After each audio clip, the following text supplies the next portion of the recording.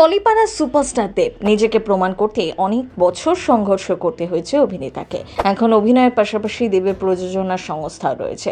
এক কথায় বলা চলে বাংলা ইন্ডাস্ট্রিতে এখন দেবেরই রমরমা বাজার। আর সেই সুপারস্টারের ফ্যাশন এক নম্বর হবে না তা কি করে হয়?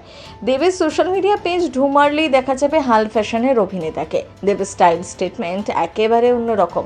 ক্যাজুয়ালভাবেই থাকতে ভালোবাসেন অভিনেতা। তবে সকলের নজর কেড়েছে দেবের একটি টুপি, যেটা তিনি প্রায় পরে থাকেন। কালো রঙের গুচি টুপি, তার ওপর লেখা গুচি। সাধারণ দেখতে এই টুপির দাম জানলে চোখ কপালে উঠবে।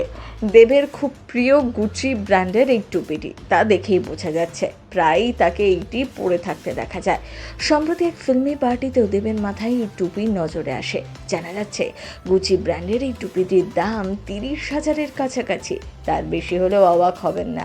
টেলিপাড়ার সুপারস্টার দেবের ফ্যাশন যে দামি হবে তা নতুন করে বলার অপেক্ষা রাখে না। শুধু তাই নয়, কিছুদিন আগেই দেবকে বিমানবন্দরে দেখা গিয়েছিল একটি ব্যাগ সাইড করে নিতে।